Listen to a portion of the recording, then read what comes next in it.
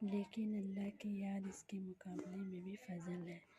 پھر کس قدر خوش نصیب وہ مالدار، اللہ کے راستے میں خرچ کرنے والے، جن کو اللہ کے ذکر کی بھی توفیق نصیب ہو جائے۔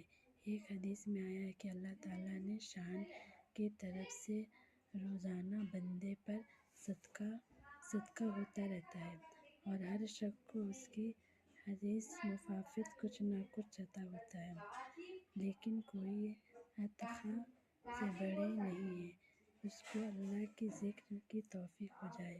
جو لوگ کاروبار میں مشغول رہتے ہیں، تجارت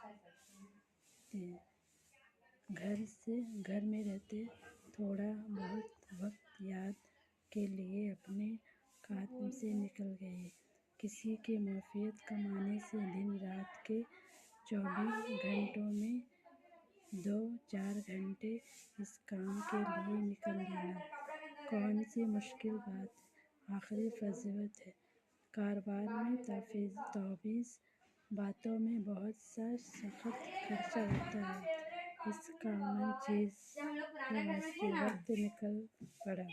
ایک حدیث میں حضور صلی اللہ علیہ وسلم نے اشارہ فرمایا، اللہ کے بہتر بندے وہ ہیں جو اللہ کے ذکر کے واسطے چاند سورج میں رہتے، ستاروں کی طفیل رہتے، اوقات تقیت انتظام کرتے ہیں۔ اس زمانے میں گھڑی گھنٹے کثرت نے اسے بے نیاز کر دیا، پھر بھی واقفیت ہوتا ہے۔ گھڑی کی خرابی اور غلط ہو جانے کی صورت میں بھی ضائع نہ ہو جائے۔ ایک حدیث میں آیا ہے کہ زمین کے جس حصے پر اللہ کا ذکر کیا جائے، وہ حصہ پیچھے 7 زمینوں تک دوسرے حصوں پر فضل کرتا ہے۔ حضرت محمد صلی اللہ علیہ وسلم نے اشارہ فرمایا ہے کہ جنت میں جانے کے بعد جنت کو دنیا کسی چیز کا طفیل افسوس نہیں ہے۔ اس گھڑی میں جو دنیا میں اللہ کے ذکر کے بغیر گزرے۔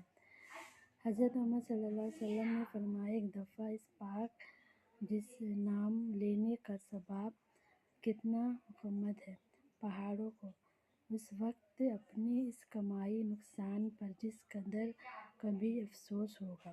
ظاہر ایسے خوش نصیب بندے بھی جن کو دنیا میں بغیر ذکر اللہ کی اچھی نہیں معلوم ہوتی ہے۔ حضرت محمد صلی اللہ علیہ وسلم نے فرمایا، مناسب میں کاش